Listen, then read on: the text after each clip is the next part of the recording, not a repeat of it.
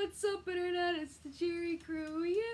We are the Jerry Crew. We post every week, or at least we try to. And today we're gonna be talking about how I ruined somebody's life and made them hate me specifically just because I drew this! Also, if you guys have been with us for a little bit, you're probably used to our background. Well, It's gone. so we're just with my bland Adobe wall. We're going to be talking about how this single picture literally made not just one, it was one main guy, but it was basically most of my choir class that ended up despising me and hating my guts because of this picture. I'll talk about it a little bit from my perspective, because as you guys know, if you've been with us for a little bit, that's the theme of the fucking video, but I'm 2 years younger than Kate. Yeah. And so, I have authority. do you though? When she was a junior, I was a freshman. We were both in choir. So when I first got to high school, I was like, oh yay, high school! Look at all this stuff. I get to escape that junior high hellhole. I remember our first choir concert, I was like, oh my gosh, this choir concert's great. I don't have to be by Miss Ostrich anymore. That video will be description. Yeah. We were just waiting, in the back choir room, waiting for our time to come for us to go on stage, and I just saw the whiteboard. She saw my work. And I was like, what is that? And my work. I remember everybody in my choir, we went over and we looked at it and we were analyzing it. We're like, what is that? People had a couple theories about what it was and where it came from. We all thought it was the upperclassmen choirs that were doing this shit. It was Yeah, me. we thought it was a continuous group thing. We thought it was a group communal thing. Yeah, no, we did. I was the only one that was down with this. That was my perspective of it, but I didn't know the true story until I met Kate, and then Kate told me that it was her the whole time.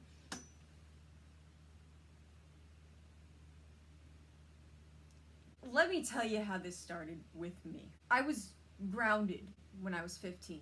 Basically, what I was grounded for, in case you want to know, I went around my neighborhood and I stuck envelopes in everybody's mailbox, inviting them to this one kid's birthday party in the neighborhood that was not having a birthday party. Oh no. Somehow they found out, told my mom, I got grounded. I had my phone taken away, I couldn't hang out with my friends. I started to go a little mad. I was in my room, and I was drawing, because that's all that I had. I'm not a good drawer, but you see Professor Giblet, you see him, and I started just randomly drawing without thinking. I draw him.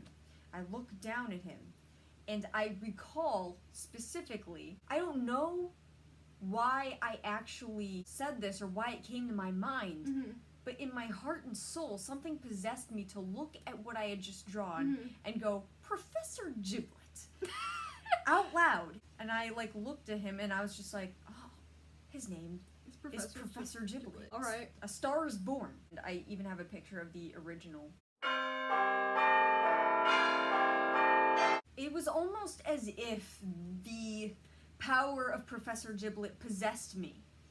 And he was just like, wow, you know what? This kid is severely depressed. I'm going to possess her and make her spread my message. So I became his messenger, kind of, in a way. Yeah. I do get it, but I also, it's also so above my head. You're not the chosen one. No, I wasn't the chosen one. I'm the chosen one that Professor Giblet deemed worthy. Yeah. Okay, keep that in mind. Mm-hmm. I'm above you all. Mm-hmm. I showed my friend at the time. I was just like, check this out. And she's just like, whoa. That's Professor Giblet? And I'm just like, yeah, it is. And then she ended up dropping out of high school. Not because of that. I'm like, what? I mean, I don't know. She never actually told me why, but... we'll just hope that it wasn't that, but... It could have been, now that I think about it. It could have been. The timing was uncanny. That was the final straw. So after she left, she was just like, that Professor Giblet thing is pretty cool, and I'm just like, oh, you think so? I was just like, well, then I'm gonna spread the message. In choir class, everything's laid back. It was my first class of the day. I never talked to anybody in that class, right? I never did either in my Want choir to. classes. No. They don't want to talk to me, actually. We're the outcast within the outcast. Yeah, people at first were just kind of, God damn it, is it on my head now? No, it's not. There's a resident bug that got into the apartment somehow just to hear the truth about Professor Giblet. Honestly, it's theorized that even insects know more about Professor Giblet than we ever could, because he relays certain information that cannot be heard by human ears. So, I write that every day, and people at first are like, what is this, and why does it keep getting written every day? And then people start seeing me do it, and they're just like, why does Kate, the fucking kid that doesn't talk to anybody, why does she keep, which is even creepier now that you think about it, they were probably actually terrified for their life. Yeah. Like, why is Kate drawing this on the board every day? And then they started getting angry. Why did they get angry about that? I don't know! They hated my guts! About Professor Giblet. Yes. The younger kids, we all thought that it was like this like hunky-dory like communal thing that like you guys all wanted to be weird together. Like that's what we all thought. It was all just me. My life's a lie. Basically everybody was really fed up. They started getting mad. They started being like, Kate, no. And they kept erasing it. And especially this one kid, we're gonna call him Dylan. Yeah, this one kid, Dylan. Dylan hated me the most. What? And he was the one that would erase it all the time, that I tried to relay Professor Giblet's message. He would erase it. I want to know the story of this. Why was there so much anger I around... never found out! I never asked him. Okay. I felt like that was a personal problem, and that if he wanted to talk about it, he could go to a therapist. He had an eraser, I had a marker, I was drawing Professor Giblet, he would erase it. I would draw Professor Giblet, he would erase it. And this kept going on until class started. I was like, no, I'm not going down without a fight. I was entrusted with Professor Giblet's spirit. It was almost like it was his goal. Mm-hmm. To keep me from drawing Professor Giblet on the board. But it was my goal to spread his wisdom. The truth is always met with adversity. Dylan probably thought he was doing a good thing, but the power of Professor Giblet can't be denied. Once he chooses somebody, which he did, it's over. There's no going back. You have to listen. It got to the point where there was definitely a burning hatred. He hated my guts, and it was made clear to me and everybody in the class, even the teacher. I don't know, like fucking. We were all just in this. What? Well, everyone knew that Dylan hated me and wanted me dead. Over Professor Giblet?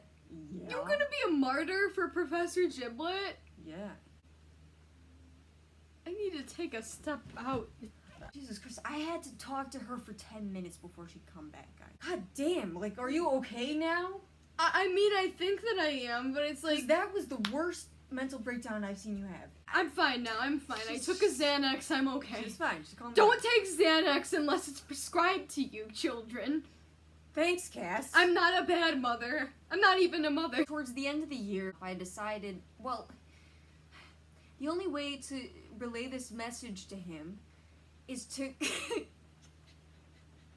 Am I gonna have to walk out again? The only way for me to relay this message to him is to prove to him that it can show up, that the power of Professor Giblet can show up anywhere you are. So I took it upon myself to, during class, take a piece of paper, I drew Professor Giblet on, because we were doing locker cleanouts.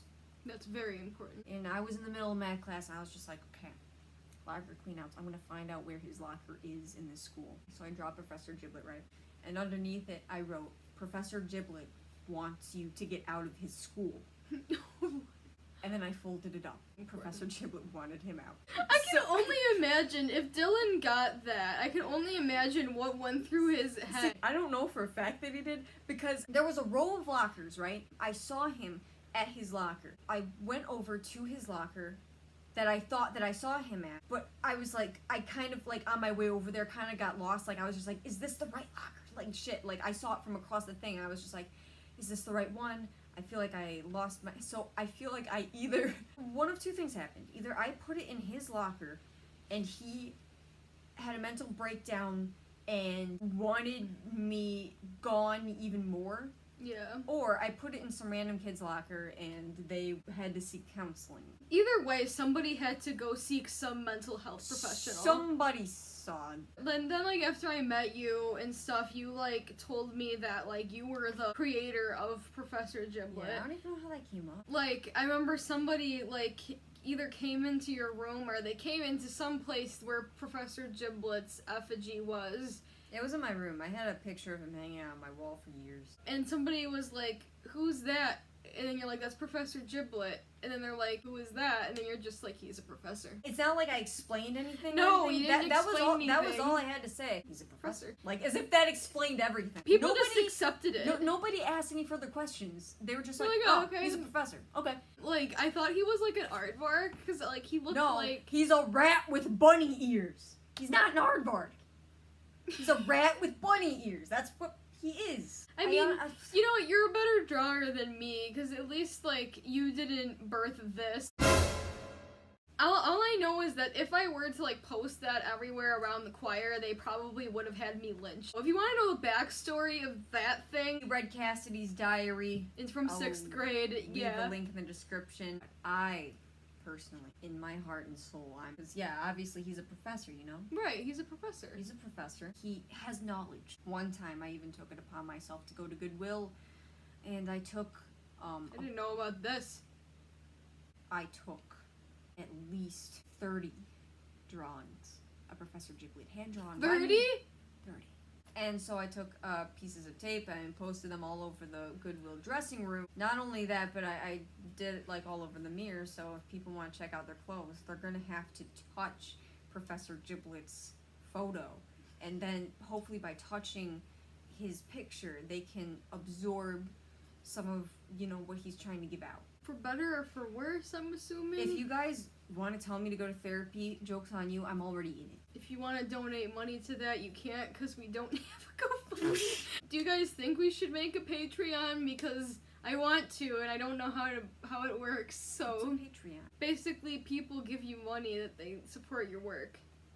No one's gonna support this! So, Professor Giblet is a professor. If there's anything that you want to, like, take away from this video, it's that. If you want us to start making coherent content again, subscribe to the Jerry Crew on YouTube! If you like what you saw, please click like and subscribe. Subscribe, see more of whatever the heck this was. Bye! Bye!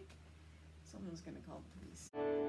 The last note of a song from Jerry and his fucked up